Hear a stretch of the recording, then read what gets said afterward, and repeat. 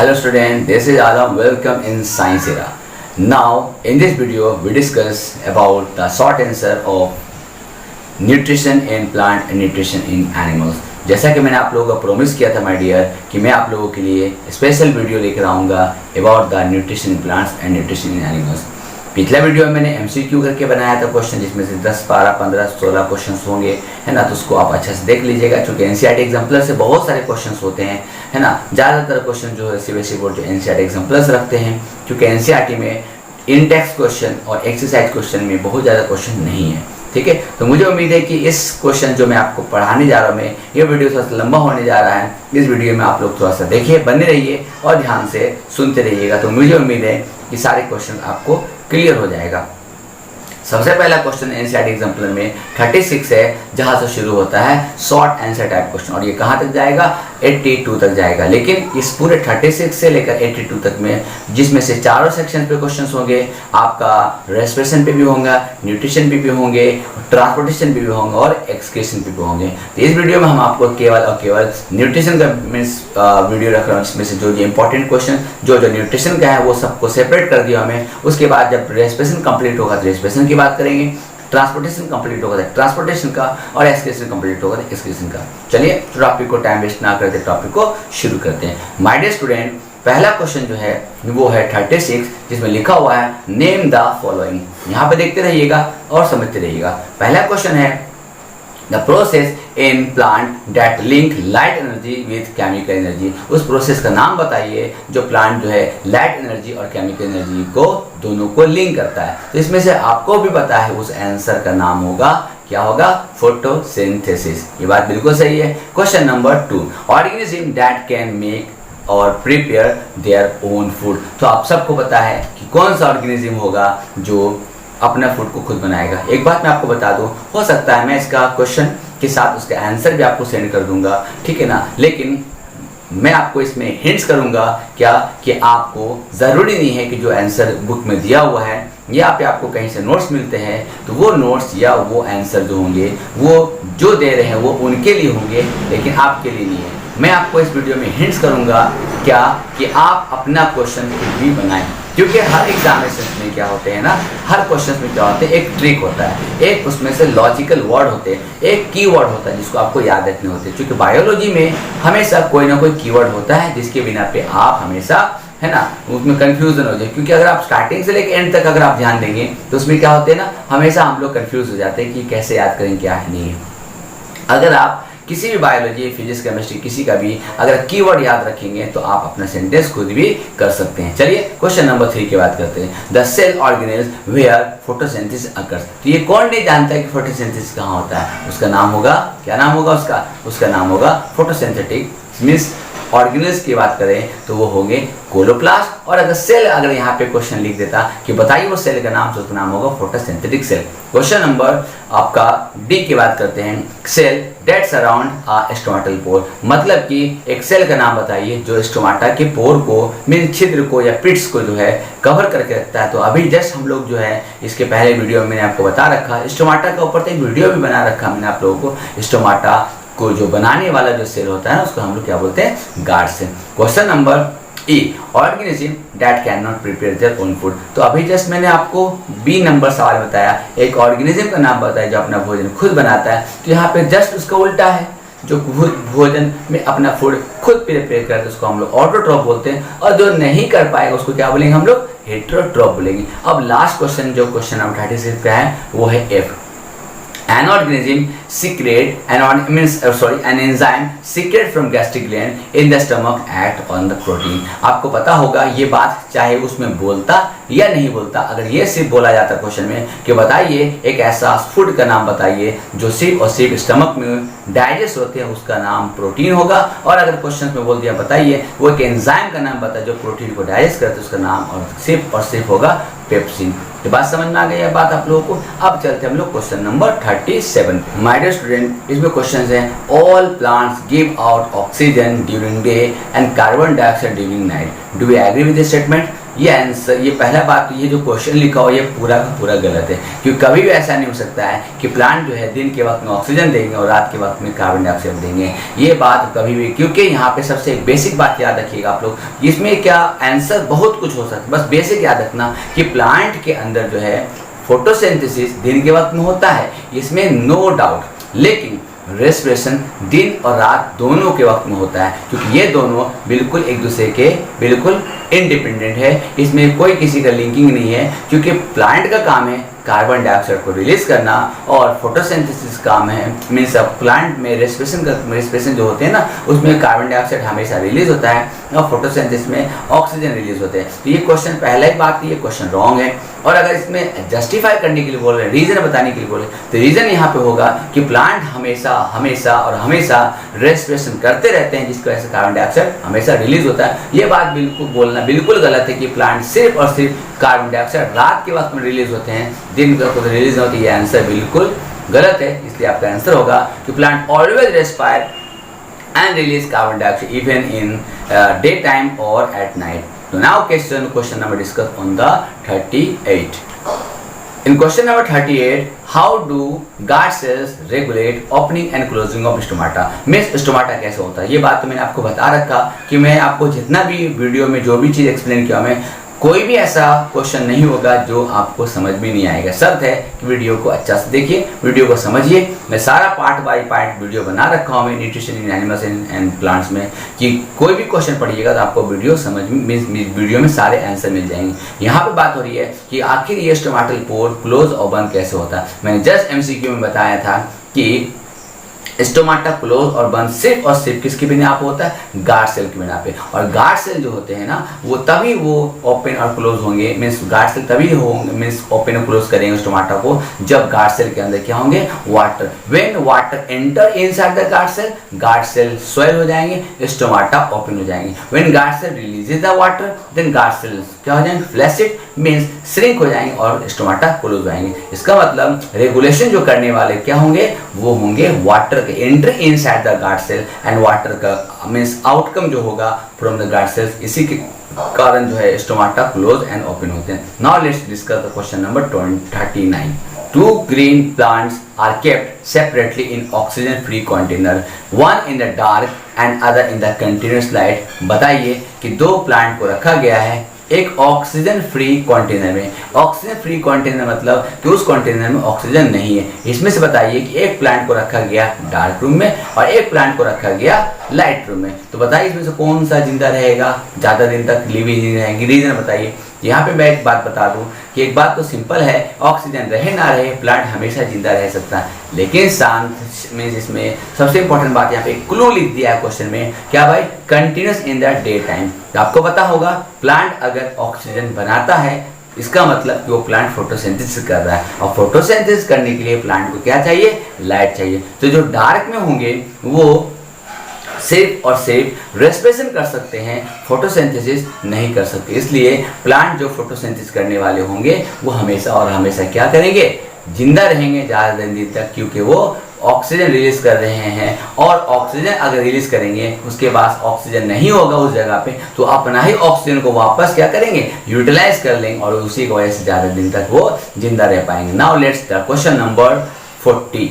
If a plant is releasing CO2 and taking oxygen during the daytime, मतलब कि plant जो है oxygen release करता है और मीन्स CO2 रिलीज करता है एंड मीन्स और ऑक्सीजन लेता है डे टाइम में, इसका मतलब ये होता है कि फोटोसिंथेसिस नहीं हो रहा है। बात समझिएगा, मैं आपको बता दूं क्या बोला मैंने बोला क्वेश्चन नंबर 40 में, मैं फिर से रिपीट कर रहा हूँ मैं, कि प्लांट जो है CO2 रिलीज कर रहा है और ऑक्सीजन ले रहा है दिन के वक्त में, इसका मतलब ये हो रहा है कि क्या फोटोसिंथेसिस नहीं हो रहा है। नहीं, ये बिल्कुल बात गलत है कि फोटोसिंथेसिस, पहला बात तो समझ लीजिए, फोटोसिंथेसिस एक अलग प्रोसेस है और रेस्पिरेशन एक अलग प्रोसेस है। पहला बात यहाँ पे ये इंपॉर्टेंट है कि कार्बन डाइऑक्साइड का रिलीज करना, ऑक्सीजन का लेना, ये बात रेस्पिरेशन का है, इसमें फोटोसिंथेसिस से कोई मतलब नहीं।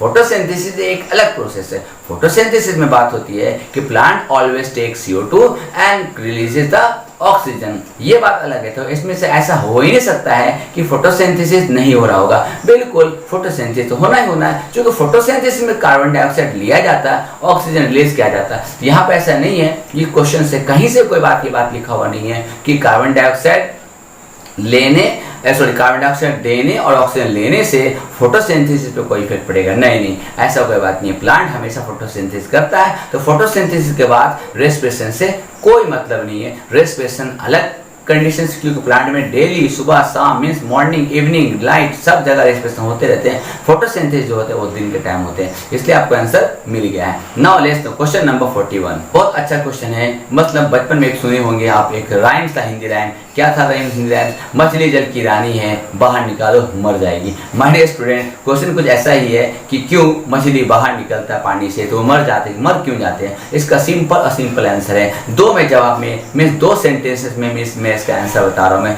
जो मैं आप अपने सेंटेंसेस से मीन्स अपने अकॉर्डिंग में आंसर आप लोग लिख लीजिएगा।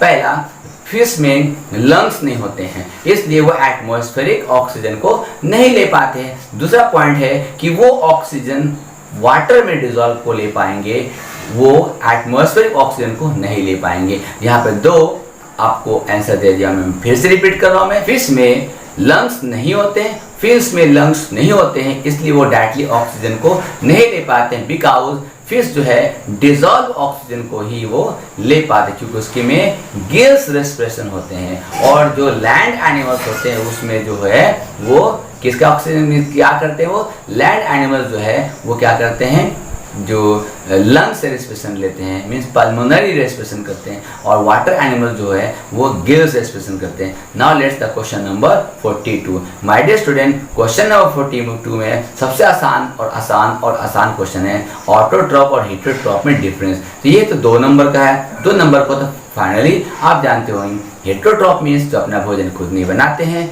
और ऑटोट्रॉप मीन्स जो अपना भोजन खुद बनाते हैं। पॉइंट नंबर 2, वो अपना भोजन क्यों नहीं बनाते, क्योंकि उसके पास कोई क्लोरोफिल नहीं होता है, और ऑटोट्रॉप में क्लोरोफिल या क्लोरोप्लास्ट होते हैं। और तीसरा जो होंगे वो एग्जांपल दे देंगे, इधर एनिमल्स, फंगी मीन्स प्रोटोजोआ ये लिख सकते हैं, और इस साइड ऑटोट्रॉप में प्लांट्स या ग्रीन एल्गी आप लिख सकते हैं। Now let's the question 43।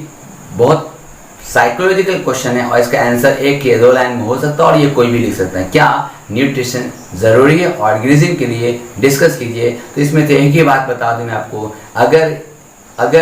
अगर किसी को जिंदा रहना है उसे खाना पड़ेगा, और खाते इसलिए हैं ताकि वो एनर्जी बना सके, क्योंकि आपके बॉडी में बहुत सारे मेटाबॉलिक एक्टिविटी होते रहते हैं, मतलब बॉडी में बहुत सारे फंक्शंस होते रहते हैं। उस फंक्शन को करने के लिए एनर्जी चाहिए, और वो कहाँ से मिलेगा, फूड से मिलेगा। इसका सिंपल आंसर मैं फिर से रिपीट कर रहा हूँ कि ऑर्गेनिज्म को लिविंग होने के लिए एनर्जी चाहिए, और एनर्जी के लिए उसे फूड चाहिए, इसलिए लिविंग को हमेशा न्यूट्रिशन रेगुलर चाहिए। Now question number 44। Question number 44 बहुत बेसिक क्वेश्चन है। इसमें क्या बोल दिया भाई कि क्वेश्चन नंबर 44 में बोल रहा है कि अगर प्लांट पूरे धरती से डिसअपियर हो जाए तो क्या होगा।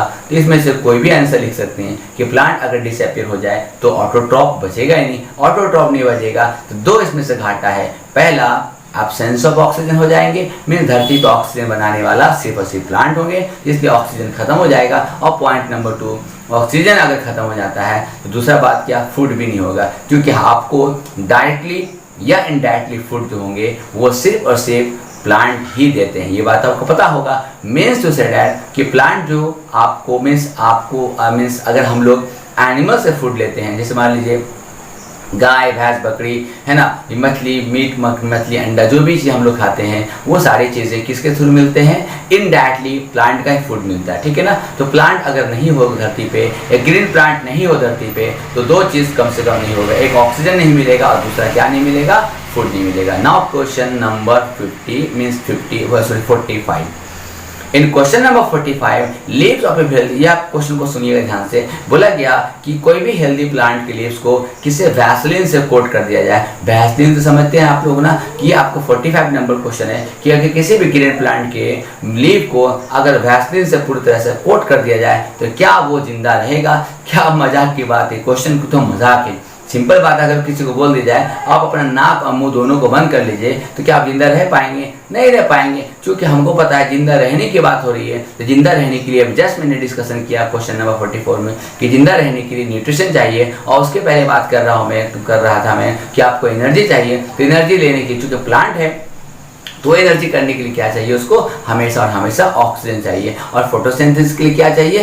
कार्बन डाइऑक्साइड चाहिए। और ये दोनों किससे लेते हैं? स्टोमाटा बेसिकली लेते हैं। तो ये दोनों तो चूंकि स्टोमाटा को तो क्लोज कर दिया गया, इसलिए प्लांट मर जाएगा। Now let's the question number 49। My dear student, question number 49 में लिखा हुआ है what are the adaptation of leaf for photosynthesis. Means to say that कि हम बात करेंगे यहाँ पे कि लीफ किस हिसाब से, किस वातावरण से अपने आप को अडेप्ट करे जिसके बिना पे प्लांट का नाम प्लांट हो। तो पहला पॉइंट है लीफ का जो सरफेस एरिया बहुत ज़्यादा एक्सपोजर होना चाहिए, बहुत ज़्यादा बड़ा होना चाहिए। दूसरा बात है कि लीफ के अंदर जो होना चाहिए, क्या होना चाहिए भैया? उसमें क्लोरोफिल प्रेजेंट होना चाहिए जो सनलाइट को एब्जॉर्ब कर सके। और तीसरा पॉइंट सबसे इंपॉर्टेंट है कि लीफ में बहुत सारा जो है स्टोमाटा होना चाहिए ताकि वो ज़्यादा ज़्यादा कार्बन डाइऑक्साइड को रिलीज कर सके, ज़्यादा वो ट्रांसपिरेशन मीन्स ताकि वो आराम से ईजिली जो है रेस्पिरेशन और ट्रांसपिरेशन और फोटोसिंथेसिस कर सके। ये तीन चीज एडेप्टेशन के लिए बहुत ज़्यादा जरूरी है। Now question number 50।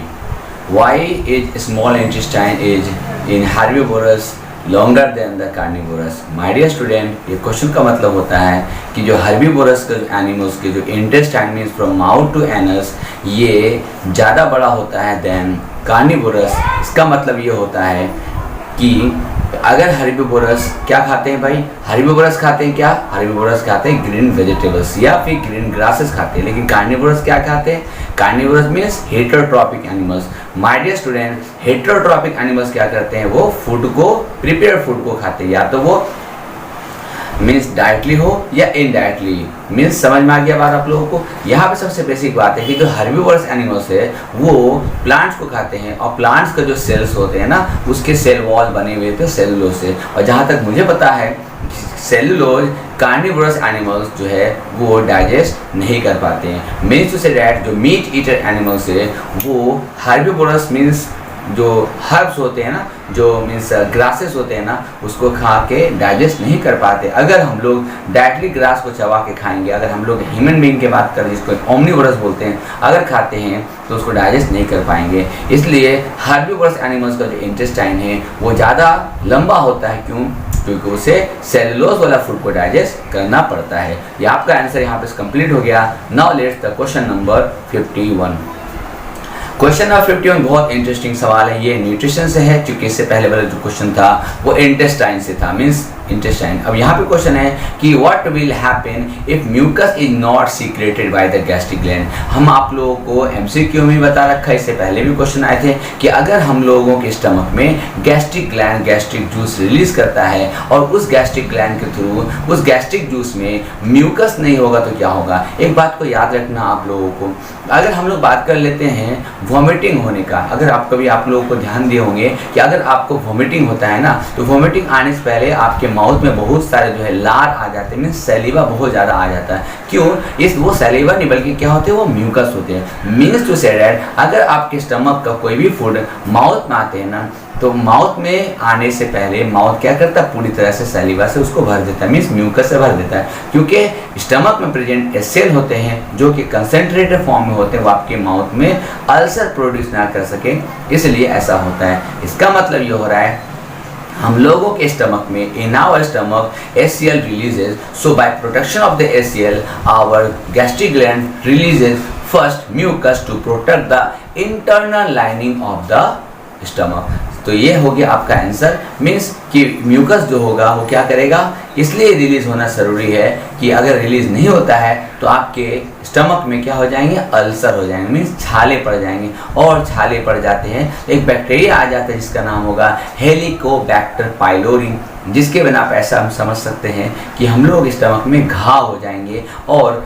खाना रिलीज भी, मतलब खाना क्या बोलते हैं उसको, छेद से बाहर निकल आएगा और अंत में इंसान का मौत भी हो सकता है। इसलिए गैस्ट्रिक ग्लैंड से म्यूकस रिलीज होना ज़रूरी है, नहीं तो फिर क्या होगा, हम लोगों के स्टमक में अल्सर हो जाएंगे। Now let's the question number 52। बहुत ही ज़्यादा आसान सवाल है, बहुत इंटरेस्टिंग सवाल है, क्योंकि इसमें जो बात पढ़ने जा रहा हूँ मैं ये है what is the significance of emulsification of fat. What is the significance of emulsification of fat. यहाँ पे एक बात को समझिएगा, इमल्सिफिकेशन ऑफ फैट मीन्स क्या होता है, पहले इसको समझ लेते हैं। इमल्सिफिकेशन ऑफ फैट का मतलब होता है कि हम लोगों के स्टमक के जस्ट बगल में, या बोले तो उसके जस्ट आपके लेफ्ट साइड में जो है क्या प्रेजेंट होते हैं, लीवर। और liver is the largest gland, और लीवर के पास क्या होते हैं, गॉल ब्लैडर बोलते हैं, ठीक है, जिसको पित्त की थैली भी कहा जाता है। उस गॉल ब्लैडर में क्या होते हैं, पित्त, जिसको हम लोग बाइल बोलते हैं। और ये बाइल रिलीज होता है कब, जब आपका खाना मीन्स आपके जो फूड, जो डाइजेस्टेड फूड है,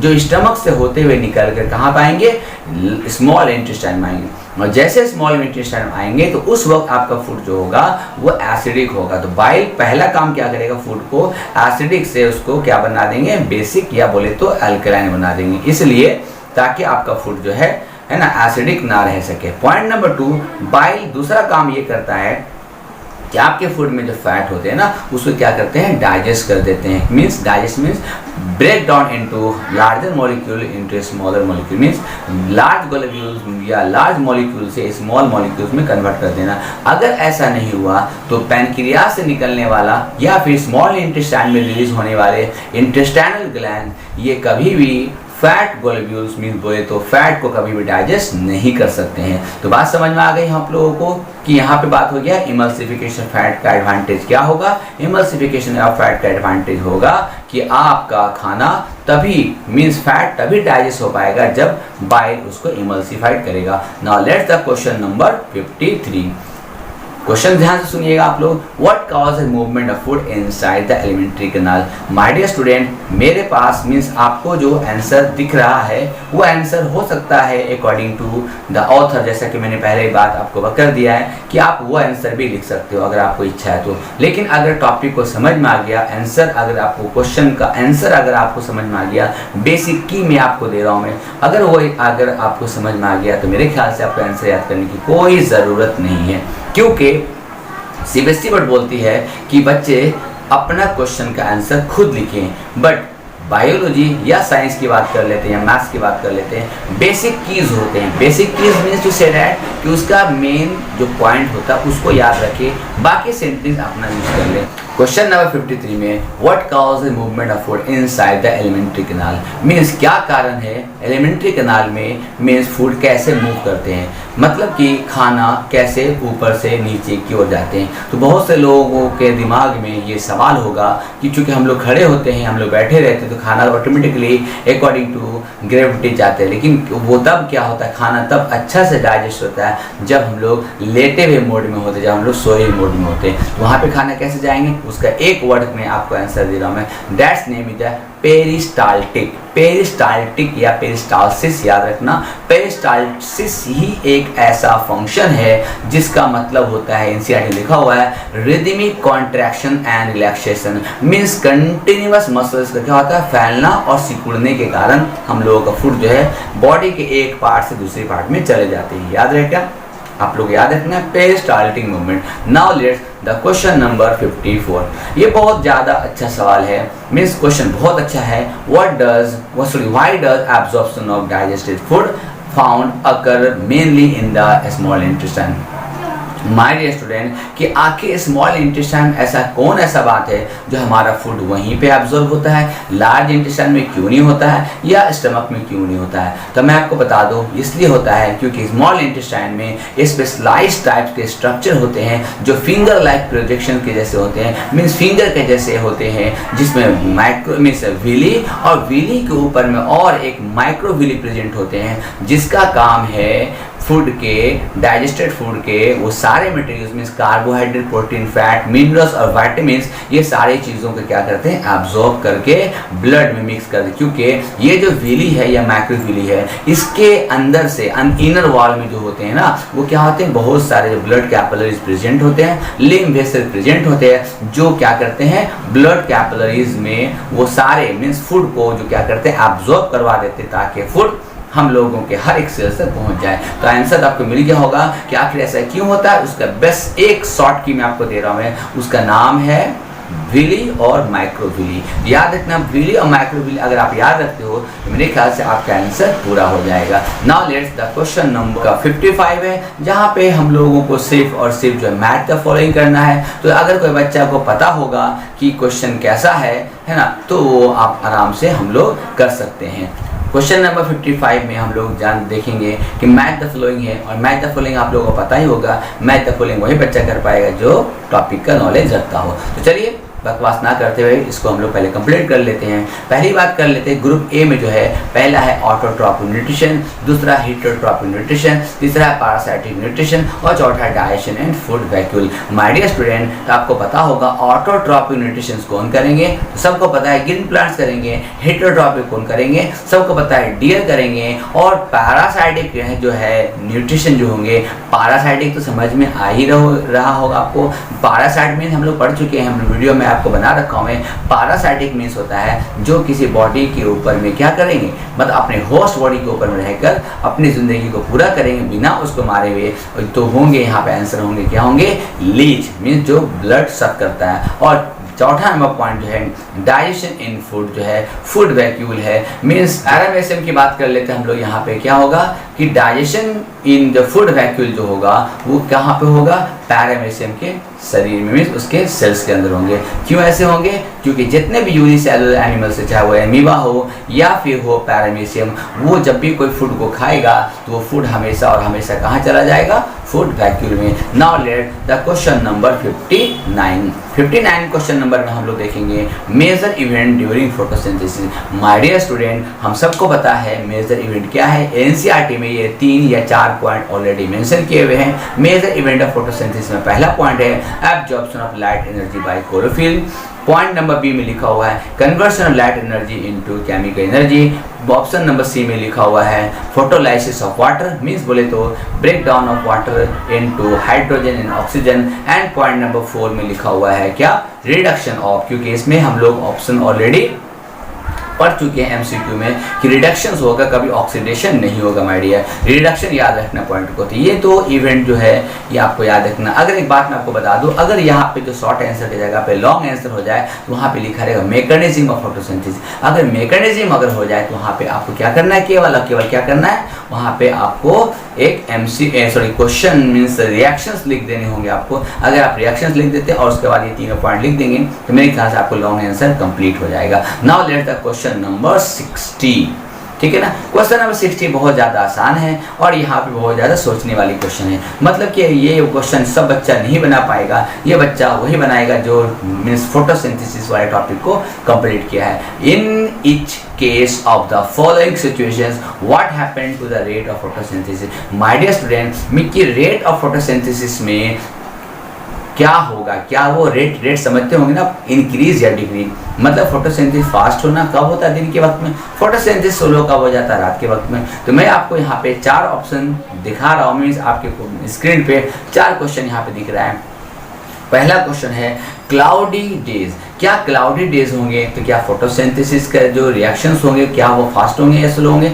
सबको पता है कि अगर क्लाउड होगा तो सनलाइट नहीं होंगे, और सनलाइट अगर नहीं होंगे तो फोटोसिंथेसिस क्या हो जाएगा, स्लो हो जाएगा। Point number 2, no rainfall in the area. अगर किसी जगह पे पानी नहीं बरसेंगे, सिंपल बात है कि आपको पता होगा फोटोसिंथेसिस होने के लिए 3 चीज़ या बोले तो 4 फैक्टर बहुत इंपॉर्टेंट है। सबसे पहला फैक्टर क्या है, कार्बन डाइऑक्साइड, दूसरा फैक्टर है वाटर, तीसरा फैक्टर है सनलाइट और चौथा फैक्टर है क्लोरोफिल। ये 4 फैक्टर है, 4 मेन बेसिक इवेंट है जिस पे पूरा का पूरा फोटोसिंथेसिस डिपेंडेंट करते हैं। तो अगर किसी एरिया में पानी नहीं हो रहा है तो फोटोसिंथेसिस का स्पीड भी क्या हो जाएगा, स्लो हो जाएगा। पॉइंट नंबर 3 की बात करते हैं, good manuring in the area. अगर किसी एरिया में खाद पदार्थ बहुत ज़्यादा अच्छा हो, मीन्स वहाँ पे खाद बहुत ज़्यादा अच्छा हो, चाहे वो नेचुरल हो मीन्स ऑर्गेनिक हो या इनऑर्गेनिक हो, आर्टिफिशियल हो या नेचुरल हो, अगर वहाँ पे मैन्यूरिंग एरिया बहुत ज़्यादा होगा तो मेरे ख्याल से फोटोसिंथेसिस का स्पीड भी अच्छा होगा, ठीक है ना। और पॉइंट नंबर 4 जो है स्टोमाटा गेट ब्लॉक। इसमें तो कोई भी हम लोग एमसीक्यू में देखें, स्टार्टिंग में क्वेश्चन की वहाँ पे क्वेश्चन आया था कि अगर किसी भी प्लांट के स्टोमाटा को पूरी तरह से वैक्सीन से क्लोज कर दिया जाए तो क्या होगा। तो बस वही क्वेश्चन यहाँ पे क्या लिखा, डस्ट के through, means to say that road के बगल में बहुत सारे पौधे लगे हुए होते हैं और डस्ट के कारण उसका जो है स्टोमाटा क्या हो जाता है, क्लोज हो जाता है। तो क्या होगा, फोटोसिंथेसिस का जो रेट होगा वो क्या हो जाएगा, स्लो हो जाएगा। आप सब लोग जानते हैं, क्या जानते हैं भाई, आप लोग जानते हैं कि फोटोसिंथेसिस रिएक्शन जो होते हैं ना वो किस पे डिपेंड करते हैं, स्टोमाटा पे, क्योंकि स्टोमाटा ही वो जगह जहाँ से ऑक्सीजन एंड कार्बन डाइऑक्साइड जो होते हैं एक्सचेंज होते हैं। Now let's question number 62, what is common for cuscuta, ticks and leeches. ये 3 वर्ड दिए हुए माय डियर, ये तीनों वर्ड एनसीईआरटी में दिया हुआ है। इसका एक छोटा सा मैं इसको आंसर दे दूं मैं, दे आर पैरासाइट, बस इसका आंसर हो गया। मीन्स कि इसमें कॉमन क्या है कि ये तीनों क्या है, पैरासाइट्स है। Means it depends on other for their food through out their life, मतलब पूरी जिंदगी वो किसी के ऊपर रहकर जिंदगी गुजारेंगे। बस इसका आंसर यही हो गया। बाकी आंसर तो आपको यहाँ पे दिख ही रहा है कि यहाँ पे तो आंसर आपको मिल ही रहा है पूरी तरह से, तो आपको समझ में आ गया होगा कि ये तीनों क्या होंगे, पैरासाइट होंगे। आपका आंसर कंप्लीट हो गया। Now let's the question number 63, explain the role of mouth in digestion of food. My dear student, आपको पता होगा कि माउथ का क्या है इम्पोर्टेंस, तो माउथ का इम्पोर्टेंस हम लोग डिस्कशन करेंगे। सबसे पहला पॉइंट है इंजेक्शन ऑफ फूड, मीन्स सबसे पहला पॉइंट क्या करेंगे कि माउथ होगा तो आप कोई भी चीज़ को इंजेस्ट करेंगे। दूसरा पॉइंट क्या होगा माय डियर, मैस्टिकेशन। मैस्टिकेशन तो जब जानते ही होंगे, मीन्स चबाना, ठीक है ना। Mastication means grinding of the food, mastication means mixing of the food by the help of tongue, means दांत और टंग ये दोनों मिलाकर क्या बनते हैं, माउथ बोले या बोले तो बक्कल कैविटी। तो बक्कल कैविटी मीन्स टंग और टीथ अगर ना हो तो आदमी खाना डाइजेस्ट नहीं कर पाएगा, और या डाइजेस्ट कर भी लेता है, मीन्स उसकी बॉडी में खाना चला भी जाता है तो वो खाना पूरी तरह से डाइजेशन नहीं हो पाएगा। क्यों नहीं होगा, इसलिए नहीं होगा क्योंकि टीथ क्या करते हैं, उस फूड को क्या करते हैं, लार्ज मॉलिक्यूल को स्मॉल मॉलिक्यूल्स में ब्रेक करते हैं, मीन्स ग्राइंड करते हैं, पीस देते हैं उसको, और टंग क्या करते हैं, सैलिवा से उसको पूरी तरह से क्या करते हैं, मिला देते हैं। क्योंकि हम लोग खाना में ज़्यादातर मात्रा में क्या खाते हैं, ग्लूकोज खाते हैं, इसलिए स्टमक मीन्स माउथ में जो है ज़्यादातर फूड जो है वो कार्बोहाइड्रेट जो है डाइजेस्ट होते हैं। Now let's the question number 64, what are the function of gastric gland present in the wall of stomach. My dear student, ये भी क्वेश्चन हम लोग पढ़ चुके हैं कि फंक्शन ऑफ गैस्ट्रिक ग्लैंड की बात कर लेते तो क्या है भाई, गैस्ट्रिक ग्लैंड का फंक्शन है सिंपल है।